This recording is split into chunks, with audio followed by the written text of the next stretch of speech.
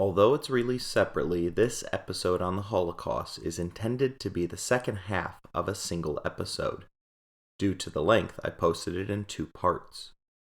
The first part discussed the first 2 phases of the Holocaust, discrimination and the dual threats of the Einsatzgruppen and ghettoization.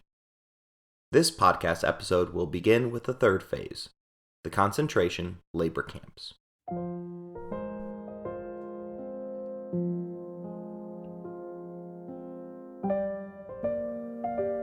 You're listening to Anarchy, Empires, and Other Notable Moments.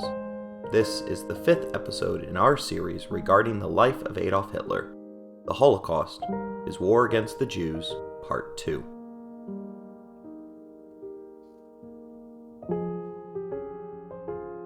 While the death squads continued to commit mass murder throughout Eastern Europe, the Holocaust in Germany, Poland, and Austria had entered into the third phase, concentration camps.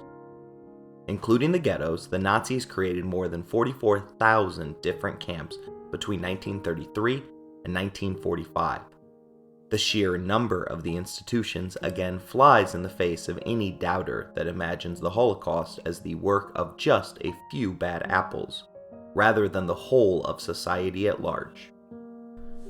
The first concentration camp was Dachau.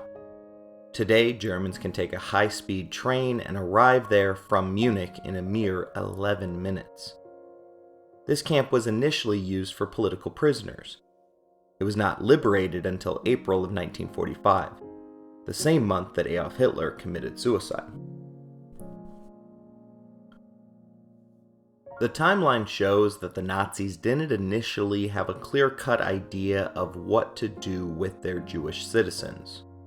Camps were created in 1933, but indiscriminate large-scale roundups did not begin until the final months of 1938. The Smithsonian magazine dives deep into the question of when Hitler decided to commit genocide. The earliest evidence comes from an interview with a journalist in 1922, during which Hitler bluntly states, quote, "Once I really am in power, my first and foremost task will be the annihilation of the Jews." But after gaining power, he for sure looked to other, more humane acts for dealing with his Jewish question. Among the efforts were an attempted purchase of the island nation of Madagascar, as well as exploring the Chile option of deporting Europe's Jews to the Arctic Circle. The determination for mass murder as the solution likely came after Hitler had betrayed the Molotov-Ribbentrop Pact. The Smithsonian elaborates on this, saying, according to scholars Christian Gerlich and Peter Monteith, among others, the pivotal moment for Hitler's decision came on December 12, 1941, at a secret meeting with some 50 Nazi officials, including Joseph Goebbels, the Nazi Minister of Propaganda, and Hans Frank, the governor of occupied Poland. Though no written documents of the meetings survive, Goebbels described the meetings in his journal on December 13, 1941, where he wrote, "With respect to the Jewish question, the Führer has decided to make a clean sweep. He prophesied to the Jews that if they again brought about a world war, they would live to see their annihilation in it. That wasn't just a catchword. If the German people have now again sacrificed 160,000 dead on the Eastern Front, then those responsible for this bloody conflict will have to pay with their lives." End quote. Obviously, the Jewish people didn't cause World War II. Our prior episodes go into great detail how Adolf Hitler planned the war at least 4 years in advance. The timeline established by Goebbels means that there were parts of 8 years where the pipeline of the camp structure wasn't specifically designed to end in the gas chambers of the death camps. This enables us to examine the concentration camps and the death camps as separate phases of the conflict. There were a few types of different camps that tend to get lumped together under the term concentration camp. Forced labor camps brutally exploited prisoner labor for the Reich's economic gain. I'll occasionally use the term prisoner for those held in the camps. It's worthwhile to note that these men, women, and children were not prisoners in a traditional sense, as none of them were afforded the right of a trial. Transit camps were holding facilities for individuals that were awaiting transfers. Prisoner of war camps were typically held in separate locations, often with slightly better treatment. Throughout the camp structure, prisoners were first exploited for their labor. The Germans never wasted any resources available to them. As mentioned in the Einsatzgruppen section, clothing was removed and repurposed for the German military. In the camps, the victims' gold fillings were even removed so they could be melted down for the benefit of the Reich. Auschwitz and Dachau both infamously displayed the phrase "Arbeit macht frei," which translates to "work will set you free." This was, of course, merely false hope. The Nazis wanted to exploit the prisoners, but they weren't ever going to let them go free. Code terms such as "sent to a farm" were used rather than the more accurate phrase of "sent to their death." Even the conditions in work camps were designed to slowly kill the individual's soul and body. The BBC elaborates, stating that living conditions were poor because the SS believed that prisoners deserved no better. Before the war, the SS still provided a bare minimum. During the war, conditions became deadly. Prisoners slept in broken-down barracks with leaking roofs.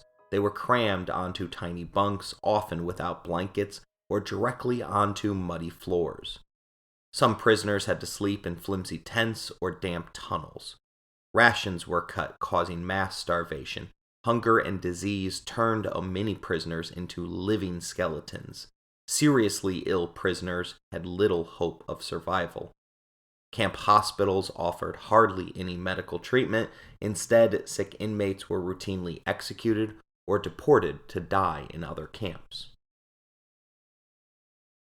Additionally, those interned were forced to walk naked from their bunks to the bathhouse in the winter, which led to epidemics regularly spreading within the overcrowded housing units. This represented a conscious policy of annihilation through work. The gas chambers that were initially installed in the concentration camps were built to euthanize prisoners who had become too weak to work. There was no form of protest available to the victims, as the guards had no incentive to do anything but kill an individual that wasn't meeting their expectations or constant check-ins. There was no free time or days off within the camps, and requirements were not adjusted based upon their captives' ability. At the Mauthausen concentration camp in Austria, starving inmates were forced to run up the 186 steps of a stone quarry, all while they were carrying heavy boulders.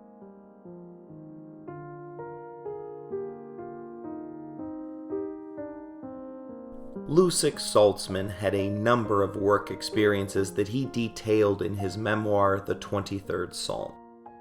Among his experiences were jobs making soup in the kitchens, working on an assembly line making toys, and working on German aerial bombs at a factory.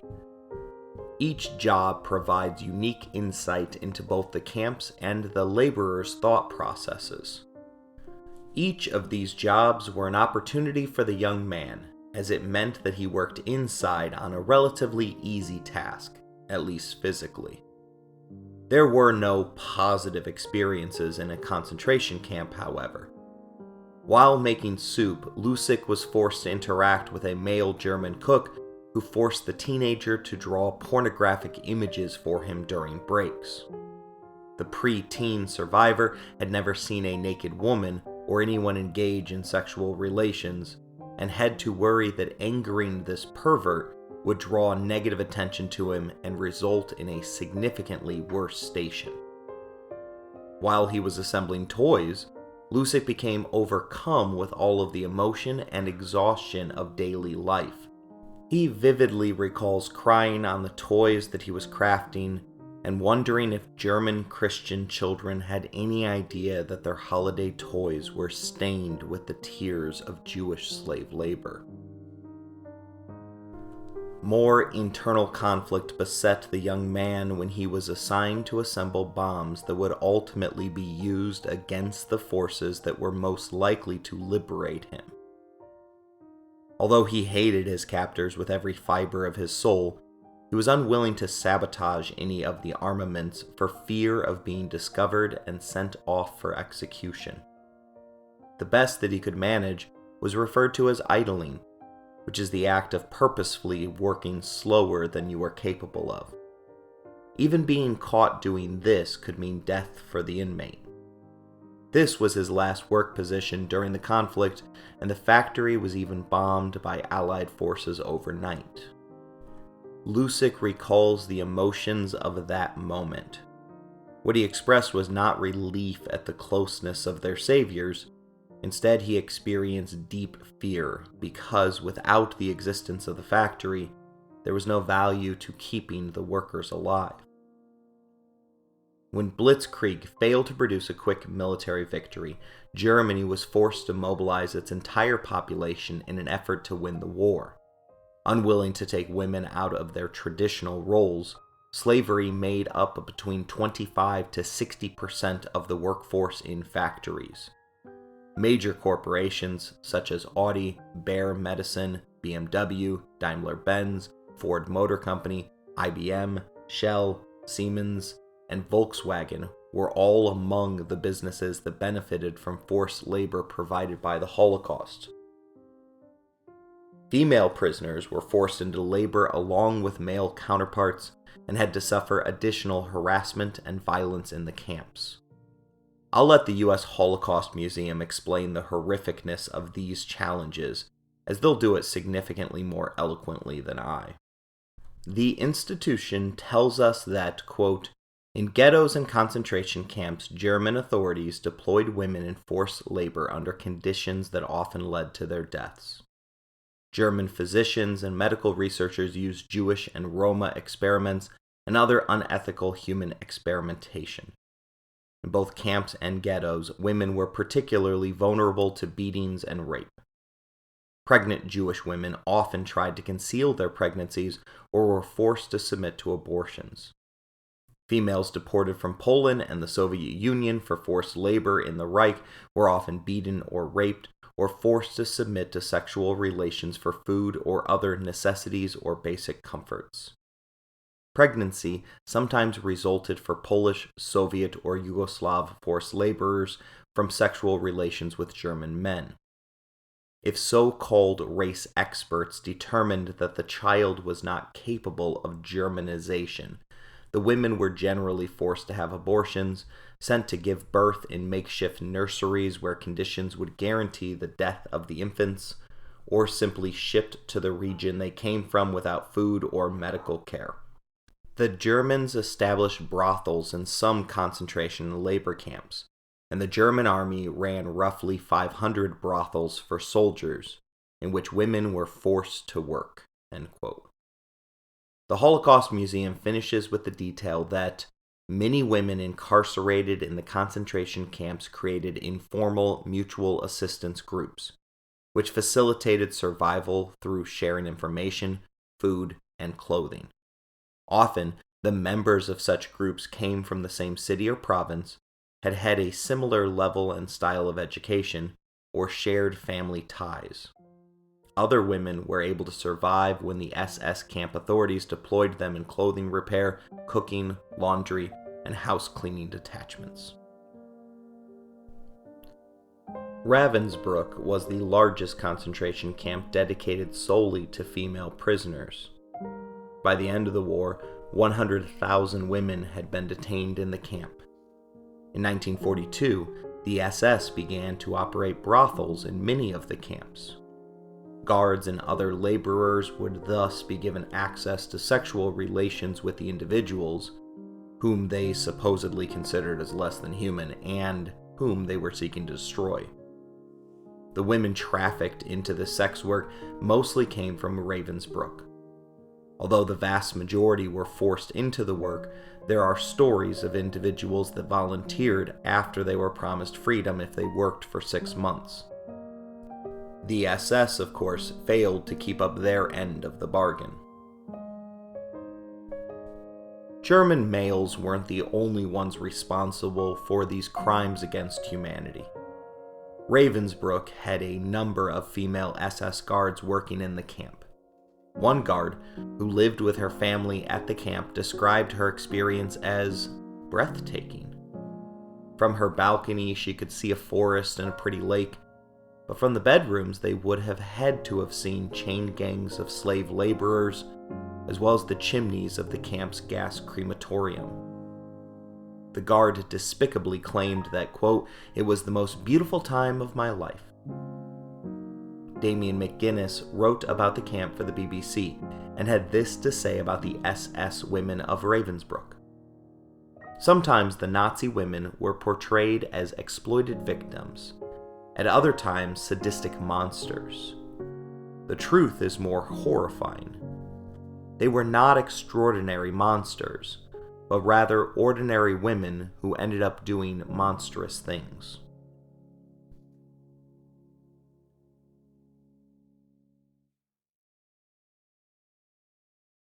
The Nazis also used their endless supply of bodies to perform sadistic medical experiments in the camps. Hitler's personal physician, Karl Brandt, was among 15 defendants found guilty of war crimes at the doctor's trial. Here's a quick summary of some of their experiments. At Dachau, they placed prisoners in low-pressure chambers, which simulated high-flying altitudes. The prisoners were monitored as they died for clues to why pilots suffered from altitude sickness when forced to eject. Sigmund Roscher even dissected some of the victims' brains while they were still alive in order to diagnose the cause of the sickness. The same doctor subjected inmates to freezing conditions to examine ways in which to prevent soldiers from succumbing to the harsh winters along the Russian front.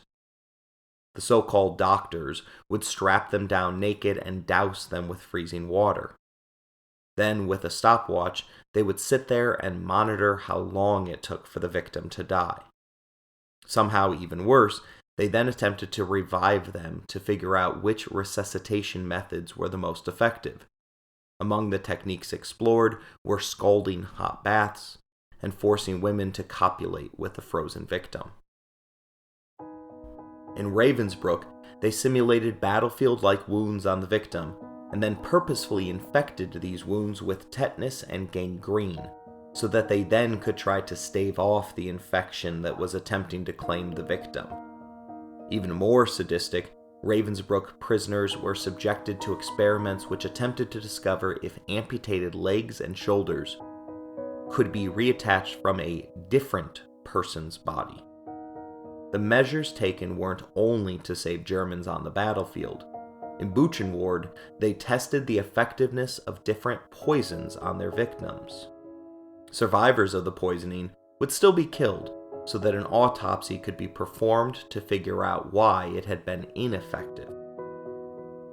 In Auschwitz, methods to sterilize individuals were researched at the same facilities in which they practiced different methods for the improvement of artificial insemination.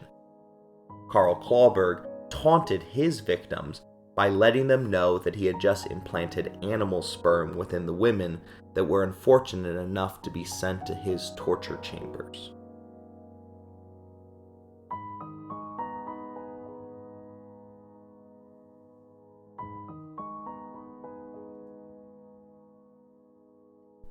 The last phase of the Holocaust were the death camps. These camps were mostly located in Poland, with the first being Chełmno in December of 1941. Belzec, Sobibór, and Treblinka followed in 1942. Each ran gas chambers that first utilized carbon monoxide to send their victims to the afterlife. Auschwitz-Birkenau then began using Zyklon B, a form of hydrogen cyanide.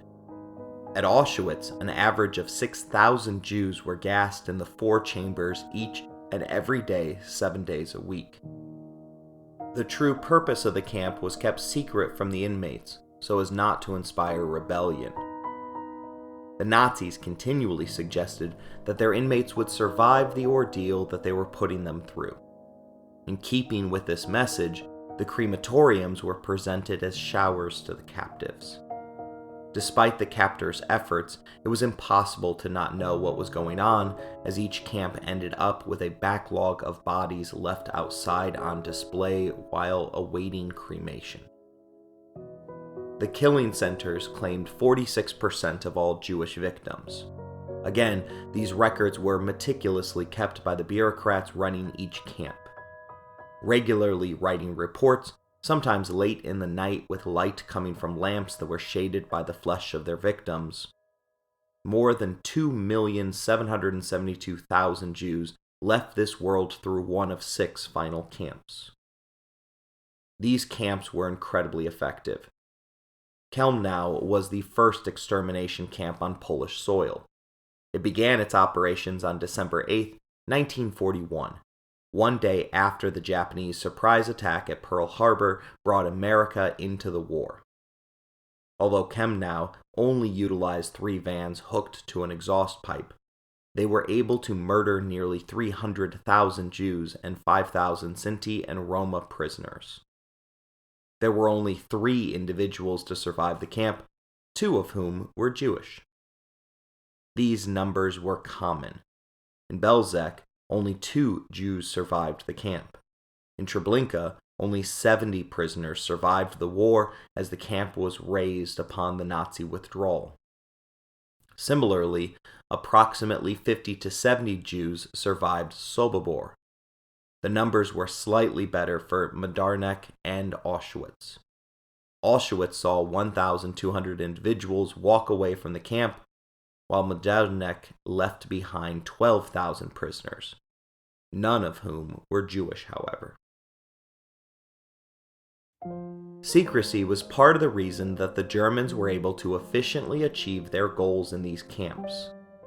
Because the purpose was only for extermination, there were no selections at these camps. Instead, the railroad cars were directly unloaded and the prisoners were forced to proceed with what they believed to be a normal selection.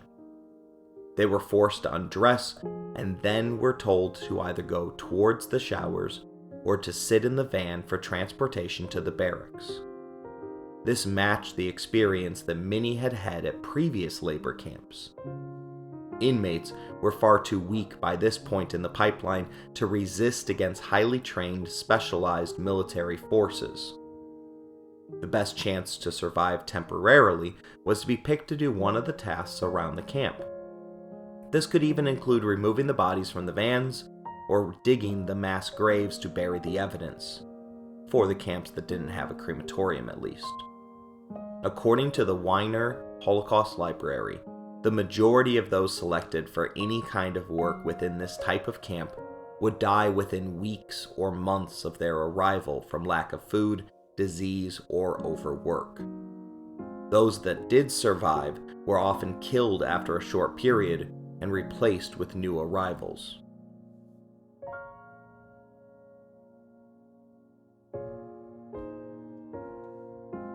We have examined and hopefully put to rest some of the infamous myths that surround the events of the Holocaust. Among those already discussed have been the myths that it never happened, that it was a crime perpetrated by only a few higher-ups, that soldiers were just following orders and didn't know the extent of their participation, and that if we had known about it, we would have stopped it sooner. I want to specifically make sure that we shine some light on one last myth, which is the belief among a select few that the Jewish people went to their deaths meekly. Again, high schoolers who have comparably had extremely privileged lives can't possibly understand what people went through during this time period. I always have a few freshmen that say, "Well, I would have just fought back and won." Each step of the Holocaust included a relatively simple choice. Simple, at least to my mind. The first choice presented to the Jewish people in Nazi territories was abandon your entire life and make an attempt to move to Poland, which unbeknownst to you wouldn't have helped in the long run, or you could put up with some discrimination, such as wearing a special Star of David patch. Obviously, they aren't comparable, but I work in an industry that has a dress code, and most of us adults have to wear badges or uniforms. It's an annoyance, but something that I would put up with before relocating my entire life and quitting my job. The next choice was to move into a special part of the city, or risk probable violent death at the hands of gangs, criminals, soldiers, and the Einsatzgruppen. The third choice was whether you would move from a special part of the city to a work camp, or would you rather be shot on sight by a military soldier? These choices were made by regular individuals, scared parents, bakers, shop owners, and religious leaders.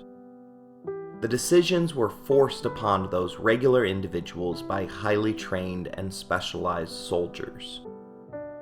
I can imagine myself fighting back against a squadron of Marines, but in real life it isn't ever going to end well for me. Each of those choices aren't even options in my world. I know exactly where I would have ended up if I had been in the shoes of the millions caught up in the Holocaust. To be clear though, there were individuals that fought back. Also to be clear, when the entire state is geared towards your death, just surviving is itself an act of courageous resistance. Every single day that a weary and beaten down individual rose out of their crowded bunk and made their way to the selection line was in and of itself an act of resistance. The most famous of all resistance efforts was the Warsaw Ghetto Uprising. In 1942, Warsaw was home to approximately 400,000 Jewish residents. Over a period of 3 months, 265,000 were deported to death camps. 35,000 were killed in the ghetto for standing in opposition to these liquidation efforts. In April of 1943, rumors arose that the Germans were planning to remove the 135,000 remaining members of the ghetto and transfer them to the Treblinka death camp. Groups led by 700 members of the Jewish fighting organization known as the ZOB courageously attacked German tanks with homemade Molotov cocktails and small arms that they had smuggled into Warsaw. The ZOB managed to kill 12 Nazis in the first assault and repelled the forces outside the walls of the Jewish area. Guerrilla tactics soon emerged, and the residents of Warsaw were able to hold off the Nazis for a remarkable 27 days. But these resistance stories rarely ended well. Keep in mind that the end goal for the Germans was the death of all of the individuals in the ghetto. Reinforcements came in, and the Germans razed the ghetto to the ground. They burned and demolished it block by block in order to smoke out their prey. Most resistance fighters committed suicide to avoid capture, and on May 16th, the Nazi commander announced to Berlin that the former Jewish quarter in Warsaw is no more. 42,000 survivors were captured and then sent to 3 different labor camps. Most of those individuals died in a shooting operation codenamed Harvest Festival a few months later.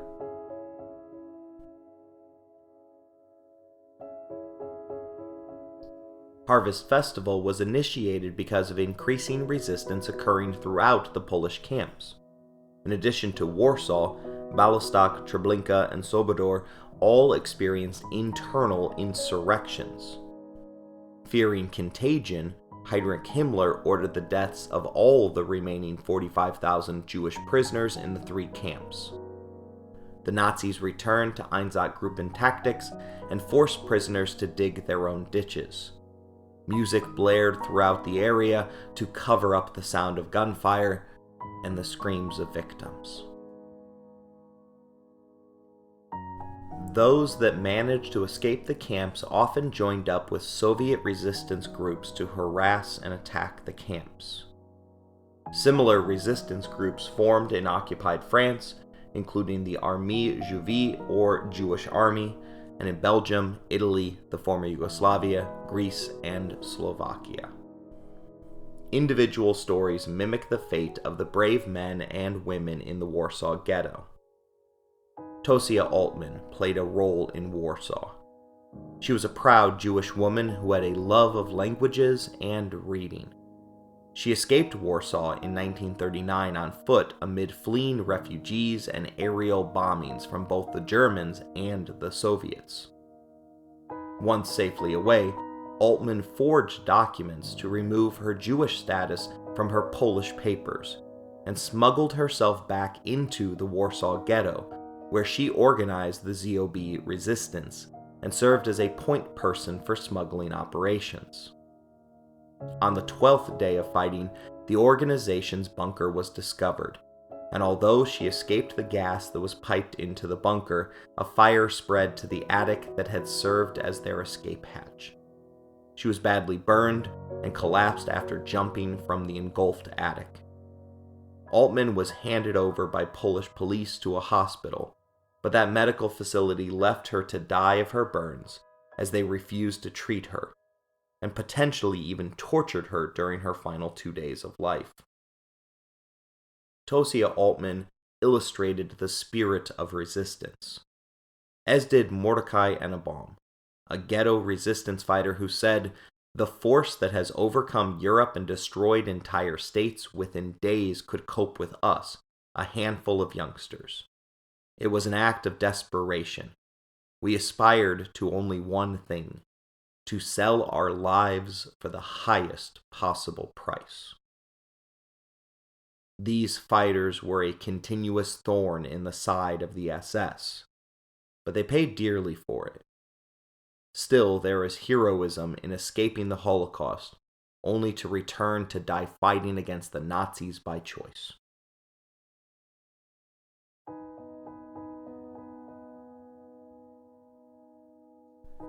It is impossible to comprehend the magnitude of the Holocaust. More than 6 million Jewish individuals were systematically murdered. During this time, significantly large amounts of the world's population actively participated, and another absurdly large group ignored the obvious wrongs that were occurring. In 1933, there were only 9 million Jewish inhabitants in Europe. Hitler had succeeded in killing 2 out of every 3 of them. The Holocaust shows the very worst of what human beings are capable of. Even the good guys in the story don't appear very moral. The German ship St. Louis left Hamburg on May 13, 1939. Its precious cargo included 937 passengers, most of whom were Jewish refugees. The cruise across the Atlantic was referred to by its passengers as a vacation cruise to freedom. There were daily swimming lessons in the pool, religious services that were offered at the beginning of each Sabbath, and they even covered up the mandatory bust of Adolf Hitler with a tablecloth.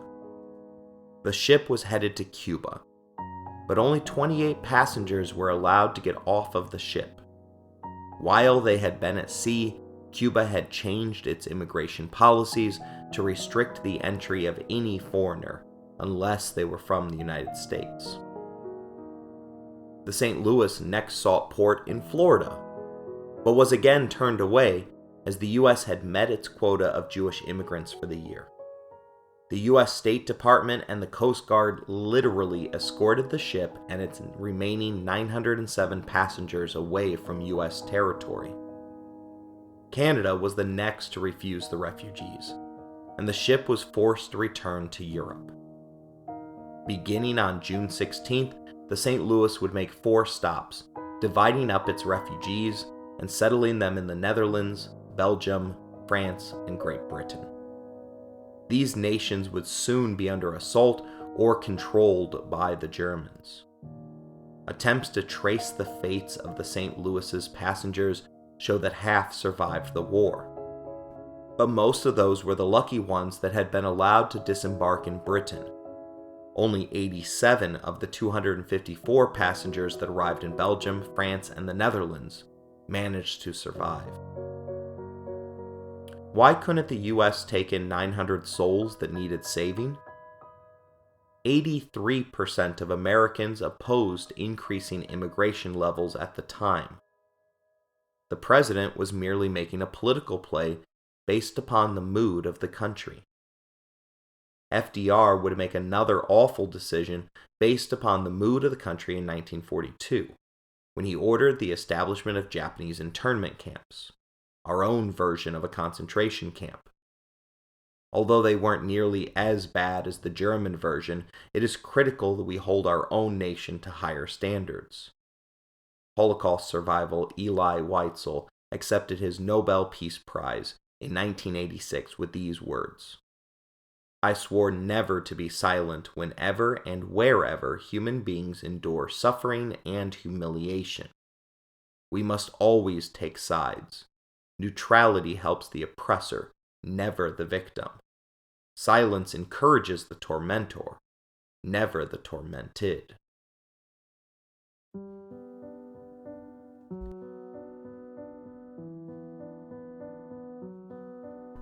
The Holocaust also serves to show us what we are capable of on the positive end.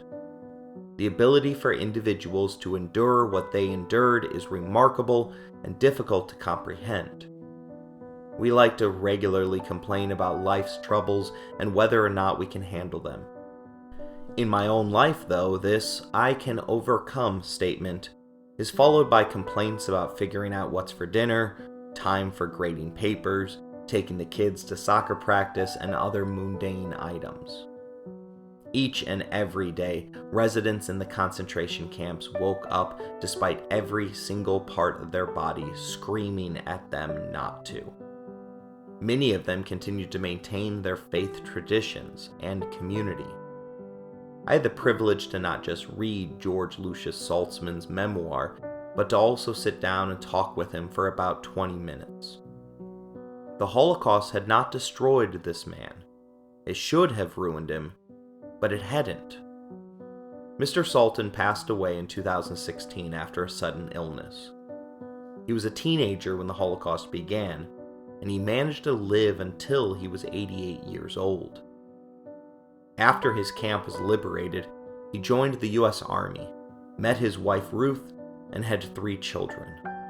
He earned a couple of college degrees with magna cum laude honors. There was nothing screaming to me that this man sitting across from me had been through hundreds of tragic moments and was lucky to have survived. In that moment, he was just a normal man giving advice to a young teacher. At this point, I learned that life after inevitable death was and is possible.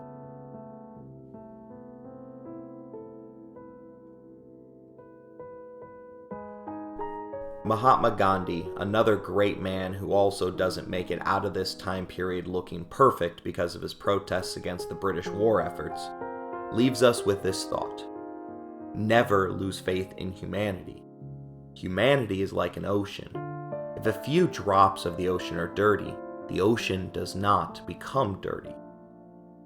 But in regards to the events we have just discussed, enough of the ocean of humanity was polluted that it desperately needed to be cleaned. And that is where seeking justice comes in. In the immediate aftermath of the Holocaust, the first international war crimes trial in history took place in Nuremberg. In 9 months, the International Military Tribunal indicted 24 high-ranking military, political, and industrial leaders of the Third Reich. 12 of the defendants were sentenced to death. 3 were acquitted, and the rest were sentenced to prison for terms between 10 years to life imprisonment. Winston Churchill argued for the execution of all German war criminals. Subsequent trials followed, and more than 1,500 Nazi war criminals were handed justice. Unfortunately, for those that desired it, we were robbed of the opportunity to see the heads of the Reich face their victims face to face. Hitler, Himmler, Goebbels, and others committed suicide before they could be tried. Still, others fled, such as the Angel of Death, Joseph Mengele. He took flight for Buenos Aires first, and then to Paraguay and Brazil. Mossad, Israel's intelligence agency, and private Nazi hunters, such as Holocaust survivor Simon Wiesenthal, spent their lives trying to bring him to justice. For it is, as Wiesenthal said, justice for crimes against humanity must have no limitations. He wasn't able to get Mengele, who died of a stroke while swimming, but he was responsible for the capture of Adolf Eichmann, the man that had been placed in charge of the deportation of all Jews before the so-called final solution had emerged. Living nearby his surviving family members, Wiesenthal monitored the Eichmanns to find a clue to the Nazis' whereabouts. He eventually received one and passed it on to Mossad, who captured Eichmann in Buenos Aires in 1960. In 2021, we are running out of first-hand accounts and testimonies, as survivors of the Holocaust are inevitably peacefully departing from our world. But the world's search for justice continues. Incredible stories pass through my newsfeed every couple of years of a German Nazi still being brought to justice for their crimes. 15 days ago, a 100-year-old former Nazi guard has just gone on trial. He's charged with the death of 3,518 human souls. 3 days ago, a 96-year-old woman who was the secretary at Auschwitz began her trial. She's charged with being an accessory to murder in more than 11,000 cases. Last year, a German court tried a 93-year-old former guard of Stutthof camp in juvenile court because he was only 17 years old at the time that the crimes were committed. That 93-year-old man was berated by the juvenile judge for believing in some of the myths that we have discussed here. Judge Anne Meer Goring addressed the defendant Bruno Day, stating for the record, quote, "You still see yourself as a mere observer, when in fact you were an accomplice to this man-made hell." For his own part, Day leaves us with a final thought, telling us that, quote, "Today I would like to apologize for those who went through the hell of this insanity. Something like this must never happen again." While true, this can only happen if we address what really happened and never let one man take the blame for what was humanity's fault. Day is being called to account, even though the crimes happened 75 years ago. The desire for justice remains strong, as more than 36 survivors came to testify against him at his trial. Christopher Haubner, a member of the International Auschwitz Committee, attended the proceedings and praised the guilty finding, saying that the image of him sitting above the camp in his tower is reflective of the view he had of himself as above those who were suffering. He continues, and although he had decades to confront the horrors of what he witnessed, he remained silent. We must not. For as long as there are those that doubt the Holocaust, the charge to deny the denialists must continue to be passed down to future generations. There remains a need. I started this first portion of our Holocaust discussion with a story about school policy in Johnson County, South Carolina. In the time that it took me to finish the script, a school district of Southlake, Texas went significantly further than its South Carolina peer. The district has clarified that they were wrong for their initial position, which is good, because their initial position is exactly why we need to continue to put a priority on Holocaust education. The principal of the school privately told his teachers that in order to comply with a Texas law that requires the teaching of opposite perspectives, the teachers would be required to provide opposing viewpoints regarding the Holocaust. To which one teacher promptly burst out, "How do you oppose the Holocaust?" Thank you for taking the time to learn about such an important event. My hope is that you will feel inspired to learn more stories about these events. If that's the case, my first recommendation to you is the wonderfully written 23rd Psalm, which you can find most places that sell quality literature. In our next episode, we'll return to a focus on Adolf Hitler and examine how his other war is going, the one for world domination.